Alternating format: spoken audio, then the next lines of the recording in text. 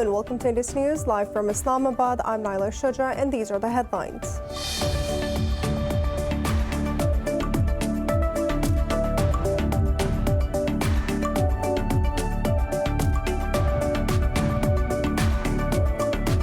The United States has appreciated Pakistan's efforts to advance the Afghan peace process and stability in South Asia. At a briefing, U.S. State Department spokesperson Ned Price said Pakistan has much to gain from the Afghan peace and it has a critical role in supporting the outcome. He added that Washington will continue to work closely with its Pakistani partners in this regard.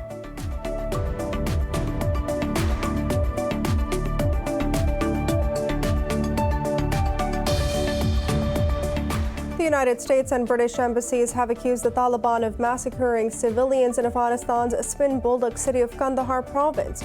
Taking to Twitter, the embassies in Kabul said that the killings could constitute war crimes and the Taliban should be held accountable. In response, a Taliban spokesperson said that the accusations are baseless.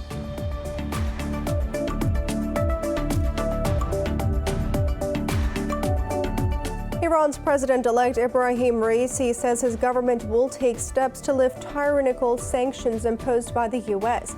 He made the remarks at a ceremony in Tehran where Supreme Leader Ayatollah Khamenei endorsed his mandate as the 8th Iranian president. Raisi is scheduled to be sworn in on the 5th of August.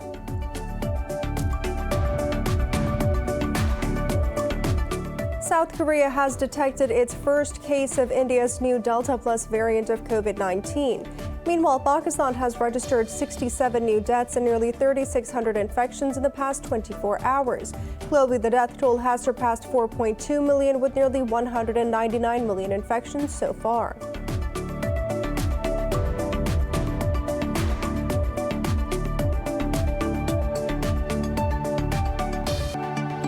For more news in detail, stay tuned. We'll be back after a short break.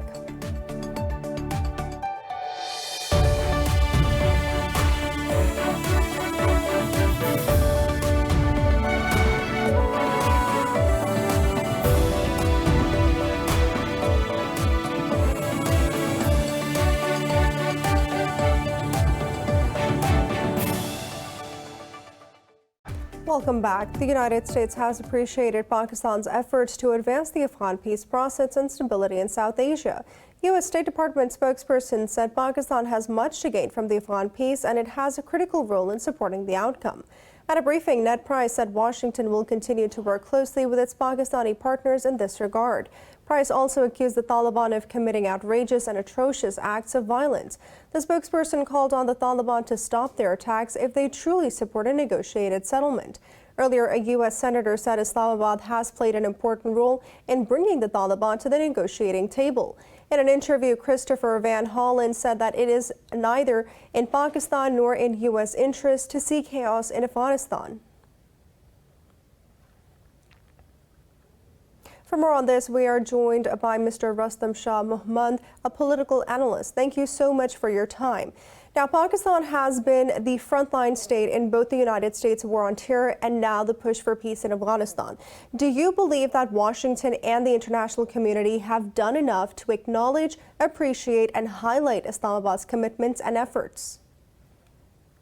Not really. I mean, Pakistan has paid a high price for its involvement in Afghanistan, and I think that was a strategically wrong decision by then President Musharraf to get Pakistan engaged in a war with such a high cost and such a lot of instability, particularly in the border areas.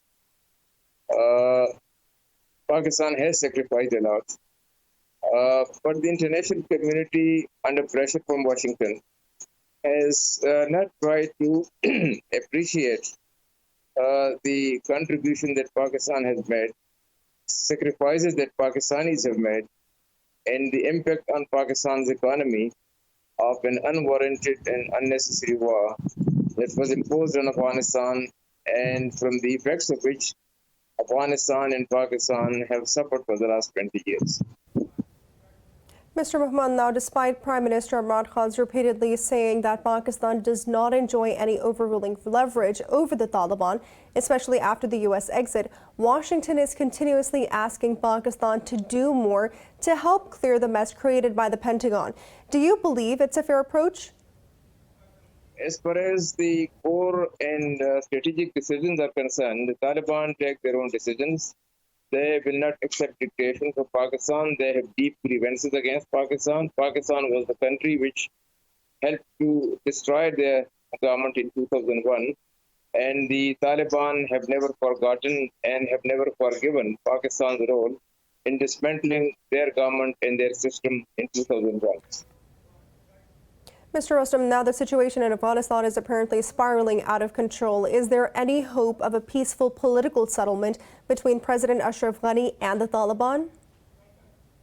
No, not really. The biggest impediment to peace is the Ghani government itself, because they want reconciliation, which would continue, which would seek to continue this present system. The Taliban would just come on board. They will be mainstreamed in the Afghanistan's politics, but the government of Ashraf Ghani would remain in power. That is absolutely not acceptable to Taliban. In any settlement, in any reconciliation, the Ashraf Ghani's government will have to go, and a broad-based, multi-ethnic transitional government will have to be instituted, will have to be formed, and that can be formed only by the Grand Assembly or Jirga, which would be convened, which will represent all factions, all parties, all provinces, all ethnicities, and that is a historic Afghanistan institution and it's a long historic tradition in Afghanistan. The Lower Jirga or the Grand Assembly's decisions would be accepted by everybody, and that is the only way out of this impasse, of this deadlock that confronts now and that could now spiral into a civil war in Afghanistan. But the Afghan government wants to protect itself. They are more keen on protecting their own turf rather than keeping the country united. That approach is not going to help. The Americans are not bringing enough pressure to bear upon the Kabul government to make room for a transitional government in the larger interest of Afghanistan's unity and stability. And without that, the Afghan government would not be willing to be sidelined. Now, if that doesn't happen, then of course the Taliban would keep advancing and taking and capturing more territory. But that would come at the cost of a lot of fatalities, both from the Taliban and the Afghan army, and also the civilian population, which will bear the brunt of the civil war if and when that begins. The signs are that the regional militias, which have been established now, which have been created with the help of the government, would be a recipe for a civil war, and that could be disastrous. Mr. Rustam Shah Mohammad, thank you so much for speaking to Indus News. Now moving on, the United States and British embassies have accused the Taliban of massacring civilians in Afghanistan's Bin Buldak city of Kandahar province. Taking to Twitter, the embassies in Kabul said that the killings could constitute war crimes and the Taliban should be held accountable. In response, Taliban spokesperson Sohail Shaheen said that the accusations are baseless. The group also claimed to have killed over 50 Afghan security personnel after gaining territory in Takhar and Jozan provinces. Meanwhile, Kabul says that the security forces have killed at least 375 Taliban during operations in 11 provinces overnight. Earlier, UNAMA reported that at least 10 civilians have been killed in Lashkargah and 5 in Kandahar in the last 3 days alone. In a tweet, UNAMA said that the Taliban and Kabul must do more to protect civilians or the impact will be catastrophic. For more on this, we are joined by Mr. Mohammad Ayaz Wazir, a former ambassador to Afghanistan. Thank you so much for your time. Now, Mr. Wazir, with Afghan air power now under attack, is the United States over-the-horizon capability enough to prevent Afghanistan from plunging into another widespread decade-long civil war? Well, America has already declared that, well, we are taking the troops out of Afghanistan, but not abandoning Afghanistan. So they will try, according to the agreement that they had signed with Ashraf Ghani's government, I think in 2014 or 15, the security pact. Under that also they are required to provide security to the Afghan government. So they'll try to make it extremely difficult for the Taliban to walk into major cities. So I think the American will do their utmost to prevent civil war kind of a situation in Afghanistan. So, Mr. Vizier, how crucial is the battle for Helmand Province's capital strategically and symbolically? Well, it's extremely important. Helmand was the focus of the NATO forces, particularly the British, when they were here. And that was shown as a role model during their time. So if that falls, the next would obviously be Kandahar, which they would make a capital, which was already in their previous term a capital also. That will have much more symbolic value than Helmand even. So Helmand will open the floodgate for taking the other close by provinces. Mr. Vizier, President Ashraf Ghani has now started blaming the United States for the situation in Afghanistan. After trillions of dollars and extensive training and equipment, do you believe that it's a valid criticism? Well, I would say both needs to be criticized for the situation in Afghanistan. Ashraf Ghani and America both. They were hand in glove in the situation over there. The American decided to go out after 20 years, leaving Afghanistan in complete mess. There is no real system that can control the whole country. Some is controlled by the Afghan government and the rest is controlled by the Taliban, and they are fighting. The Americans should not have left this way. They should have worked on patch up between the two for some future dispensation, so that the bloodshed that we can see or we are afraid of that it will take place, that could have been easily avoided. So both are I would say, to be blamed for the mess in Afghanistan. Mr. Mohammad Ayaz Vizier, thank you so much for speaking to Indus News. Now moving on, Indian troops have martyred another civilian in occupied Jammu and Kashmir. The youth was targeted during so-called cordon and search operations in the Bandipora district. The authorities have suspended internet and mobile services in the Chandijia area. The operation was going on till the last reports came in. The occupation forces have martyred hundreds of Kashmiris since the revocation of the Valley Special status in 2019.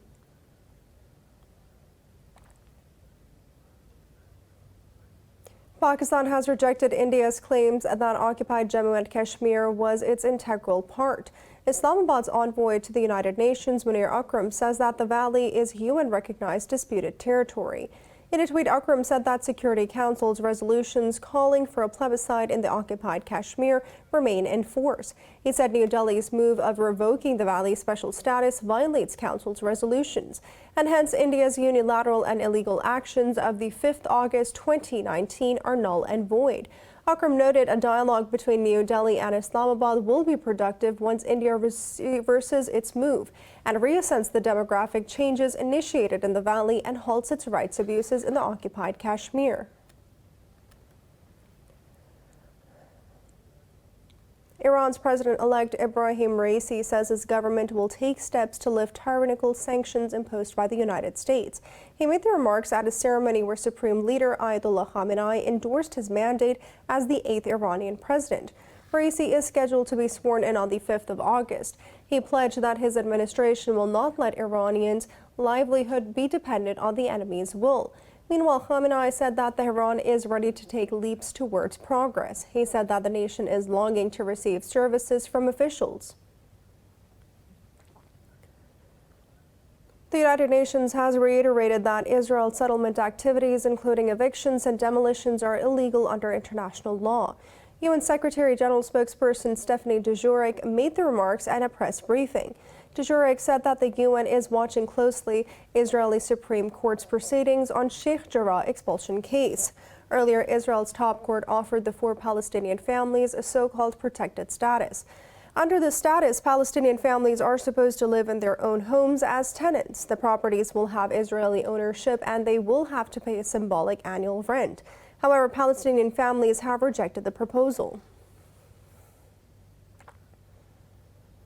The United States says it is confident that Iran attacked an Israeli oil tanker last week off the coast of Oman that killed 2 crew members. Secretary of State Antony Blinken says the United States has conducted a thorough review of the incident. Blinken said that the United States is in close contact with the United Kingdom, Israel, Romania, and others, and there will be a collective response. In a press briefing, he said that Iran's actions is a direct threat to freedom of navigation and commerce. He said there is no justification for this attack on a peaceful vessel on a commercial mission in international waters. Meanwhile, the United Kingdom and Iran have summoned each other's diplomats in the row.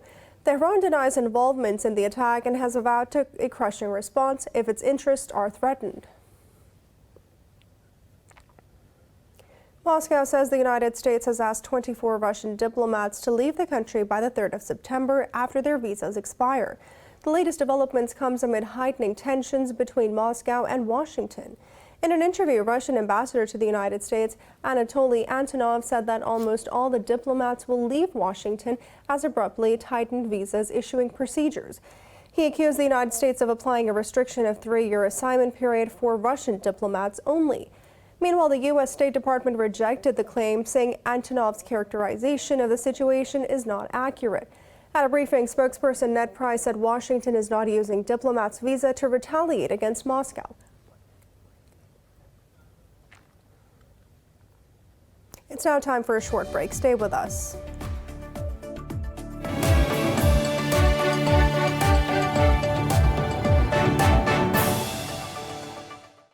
Welcome back. A Belarusian activist living in exile in the Ukraine was found hanged in a park near his home in Kiev.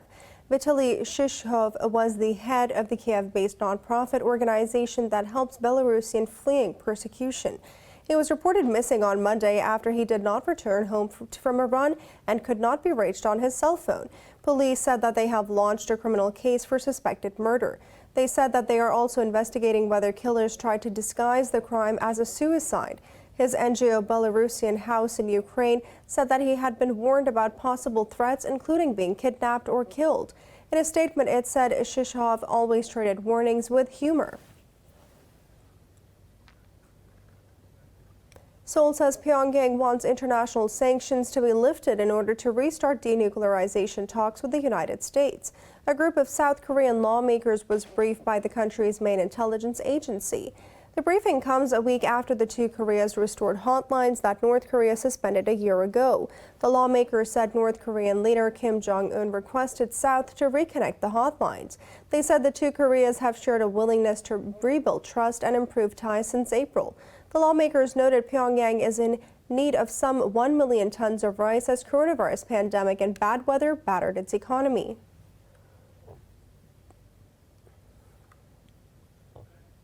South Korea has detected its first case of new Delta Plus variant of COVID-19. The virus has claimed more than 4.2 million lives globally and has infected nearly 199 million others. More in this report. A fierce surge by the Delta variant is swamping hospitals across the world once again. The U.S. states of Florida and Louisiana are at record levels of hospitalizations, while doctors warned of the darkest days yet. Meanwhile, Cuba has completed a vaccination drive in the capital, Havana.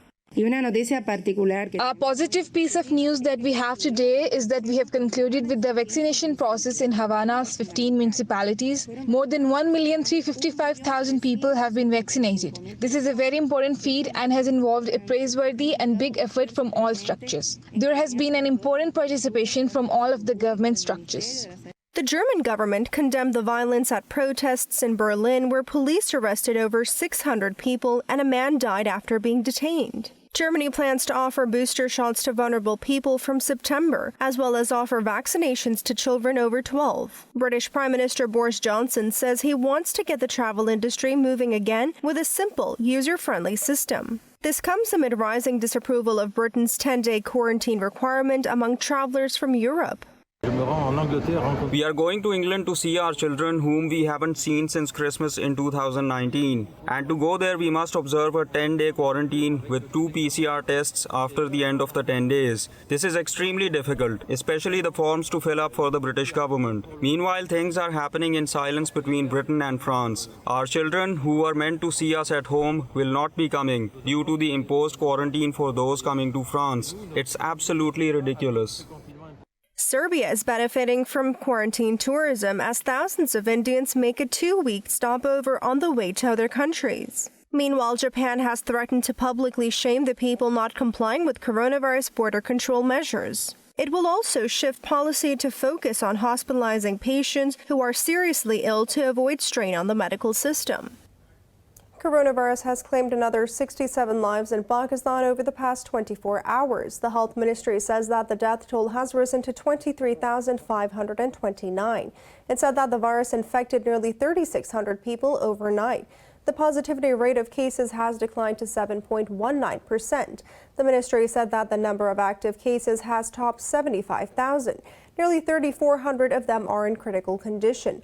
Pakistan has reported more than 1,043,000 cases so far, while over 944,000 people have recovered from the disease. Turkey's President Tayyip Erdogan has stressed the importance of the continuation of the Tunisian parliament for the country's democracy.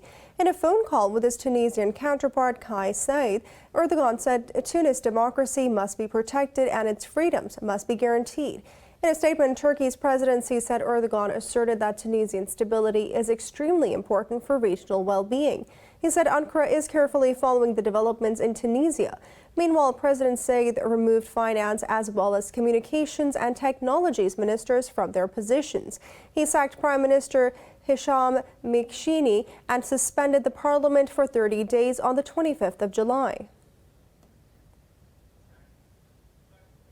Human Rights Watch says some Lebanese officials knew about the risks posed by ammonium nitrate stored at the Beirut airport. Last year, the explosion at the port killed more than 200 people, injured thousands, and destroyed swaths of Lebanon's capital. Its investigation concluded that there was evidence that multiple authorities were criminally negligent in the Lebanese law. In its report, the watchdog said President Michel Aoun, caretaker Prime Minister Hassan Diab, and other former ministers failed to act despite having been informed of the risks. It called on the UN Human Rights Council to mandate the investigation into the blast. The body urged foreign governments to impose human rights and corruption sanctions on officials. In the United States, 2 more Washington, D.C. police officers who responded to the 6 January Capitol riots have committed suicide. Police say 4 officers have taken their own lives to date since the attack by a pro-Trump mob.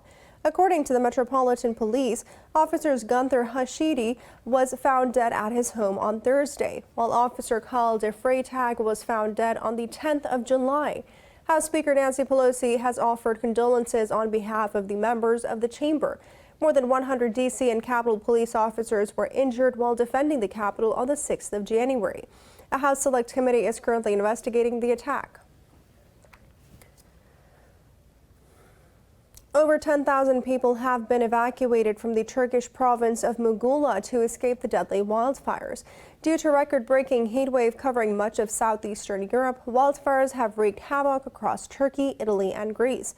Firefighters from the European Union, along with local volunteers, have been fighting fires near the coastline for the 7th day. A terrorist group called Children of Fire has claimed responsibility for Turkey's forest fires. Meanwhile, Italian firefighters are using helicopters to fight the fires along Italy's Adriatic coast and Sicily region. And Greece firefighters across the country are battling to get hundreds of wildfires under control. 3-year-old piano prodigy Bridget Shee has become one of the youngest people to play at Carnegie Hall, a major concert venue in Midtown Manhattan in New York. More about the pint-sized pianist in this report. On a breezy afternoon in downtown Stamford, a group of children from 4 to 12 years old in fancy dresses and suits held an outdoor piano recital outside of a steakhouse.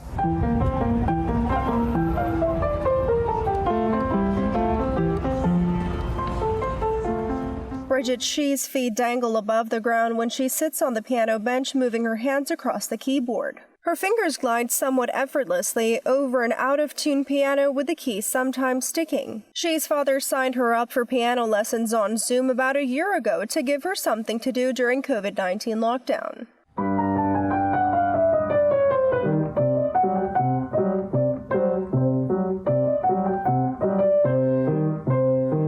Bridget came to me, and when she was just 2 months after 3 years old. And from the lessons, I observed she has a curious mind, and she loves to learn. So that's we call the passion. She is also the youngest winner of the prestigious Elite International Music Competition, and her mother gives credit to her teacher, Felicia Zhang.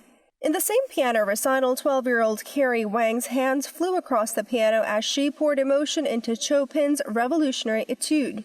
Wang has been playing since he was 5 years old, and his piano teacher, Felicia Feng Zhang, taught him to express himself through music.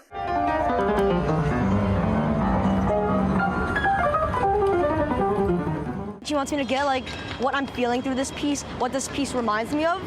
And for example, that piece that I just did, Revolutionary Etude, it's basically, I looked at the analysis, it's sort of like the revolution, it's the war between Poland and Russia. So I need to interpret the sound of the war into the piece. And that's basically what she's been teaching me a lot. Wang has played at Carnegie Hall 6 times and is currently enrolled in Manhattan School of Music.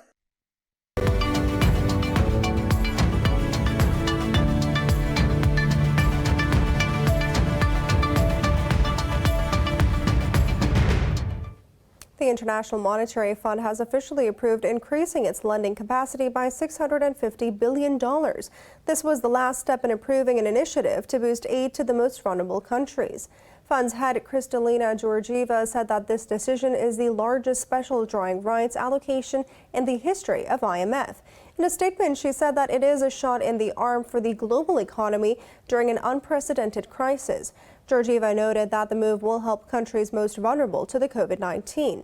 Member countries will be allocated increased lending capacity as per IMF quota. Meanwhile, emerging and developing nations will receive around $275 billion in total. The program, which was approved by the fund's executive board in mid-July, will be implemented on the 23rd of August. European stocks are trading cautiously higher as investors react to major earnings. The CAC 40 in Paris lead the gains, rising 0.75%. FTSE in London jumped more than 0.25%. FTSE MIB in Italy gained close to 0.25%. Frankfurt's DAX rose marginally. The Pan-European Stock 600 advanced more than 0.25%.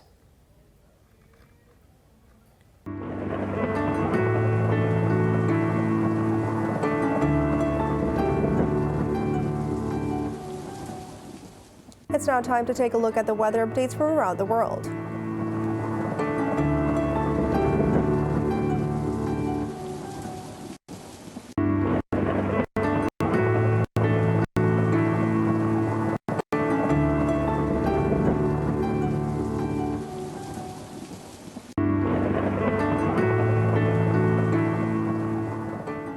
For the latest news updates, you can follow us on our social media at Indus.News.